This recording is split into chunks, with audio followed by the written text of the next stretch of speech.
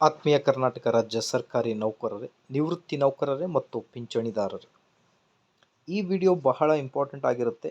Because Karnataka ಸರ್ಕಾರದ ಆರ್ಥಿಕ ಇಲಾಖೆಯಿಂದ ಬಂದಿರುವ ಆದೇಶದ ಪ್ರಕಾರ ತುಟ್ಟಿ ಭತ್ಯೆ ಕುರಿತು ಈ ಒಂದು ವಿಡಿಯೋದಲ್ಲಿ ಕೆಲವೊಂದು ಇಂಪಾರ್ಟೆಂಟ್ ಇನ್ಫಾರ್ಮೇಷನನ್ನು ತಮ್ಮೊಂದಿಗೆ ಶೇರ್ ಮಾಡ್ತಾ ಇದ್ದೀನಿ. ದಯಮಾಡಿ ವಿಡಿಯೋನ ಕೊನೆವರೆಗೂ ವಾಚ್ ಮಾಡಿ, ಅದರ ಜೊತೆಗೆ ನಮ್ಮ ಯೂಟ್ಯೂಬ್ ಚಾನಲನ್ನು ಕೂಡ ಸಬ್ಸ್ಕ್ರೈಬ್ ಮಾಡಿಕೊಳ್ಳಿ ವೀಕ್ಷಕರೇ. ಸೊ ಮೊದಲನೇದಾಗಿ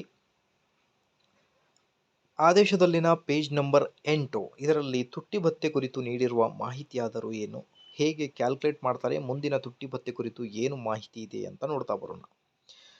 ಮೊದಲನೇದಾಗಿ ಸರ್ಕಾರಿ ನೌಕರರಿಗೆ ನೀಡಲಾಗುವ ತುಟ್ಟಿ ಭತ್ಯೆಯನ್ನು ಭಾರತ ಸರ್ಕಾರದ ತುಟ್ಟಿ ಭತ್ಯೆಯ ಸೂತ್ರಕ್ಕೆ ಅನುಸಾರವಾಗಿ ಕ್ರಮಬದ್ಧಗೊಳಿಸತಕ್ಕದ್ದಾಗಿರುತ್ತದೆ ಅಂತ ಹೇಳ್ತಾ ಇದ್ದಾರೆ. ಪರಿಷ್ಕೃತ ವೇತನ ಶ್ರೇಣಿಗಳಲ್ಲಿ ಸರ್ಕಾರಿ ನೌಕರರಿಗೆ ತುಟ್ಟಿ ಭತ್ಯೆಯನ್ನು ಕೇಂದ್ರ ಸರ್ಕಾರವು 1/1/2023 ಅನ್ವಯವಾಗುವಂತೆ ಮಂಜೂರು ಮಾಡುವ ತುಟ್ಟಿ ಭತ್ಯೆಯ ಪ್ರತಿ ಶೇಕಡ 1ಕ್ಕೆ 0.722 ಮಲ್ಟಿಪ್ಲಿಕೇಶನ್ ಫ್ಯಾಕ್ಟರ್ ಅನ್ವಯಿಸಿ ಲೆಕ್ಕ ಹಾಕಿ ಪಾವತಿಸತಕ್ಕದ್ದು. ಅದರಂತೆ ಪರಿಷ್ಕೃತ ವೇತನ ಶ್ರೇಣಿಯಲ್ಲಿ ತುಟ್ಟಿ ಭತ್ಯೆಯನ್ನು ಕಾಲ್ಪನಿಕವಾಗಿ ಈ ಕೆಳಕಂಡಂತೆ ಕ್ರಮಬದ್ಧಗೊಳಿಸತಕ್ಕದ್ದು ಅಂತ ಹೇಳ್ತಾ ಇದ್ದಾರೆ. ಇದರಲ್ಲಿ 1/7/2022ಕ್ಕೆ ನಿಮ್ಮ ತುಟ್ಟಿ ಭತ್ಯೆ ಶೂನ್ಯ ಆಗಿರುತ್ತೆ. ಬಿಕಾಸ್ 31% ಇದ್ದ DA ನಿಮ್ಮ ಬೇಸಿಕ್ಗೆ ಮರ್ಜ್ ಆಗಿ ಹೊಸ ಬೇಸಿಕ್ ಏನಾಗಿದೆ ಅದಕ್ಕೋಸ್ಕರ ಶೂನ್ಯ ಅನ್ನೋದ್ರ ಬಗ್ಗೆ ನಾವು ಕನ್ಸಿಡರ್ ಮಾಡ್ತಾ ಇದ್ದೀವಿ.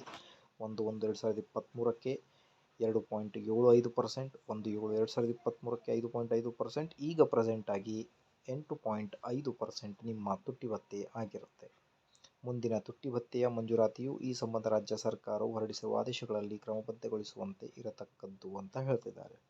ತುಟ್ಟಿ ಭತ್ಯೆಯನ್ನು ಜನವರಿ 1 ಮತ್ತು 1ನೇ ಜುಲೈರಿಂದ ಅನ್ವಯಿಸುವಂತೆ ವರ್ಷಕ್ಕೆ 2 ಬಾರಿ ಪಾವತಿಸತಕ್ಕದ್ದು ಅಂತ ಹೇಳ್ತಾ ಇದ್ದಾರೆ.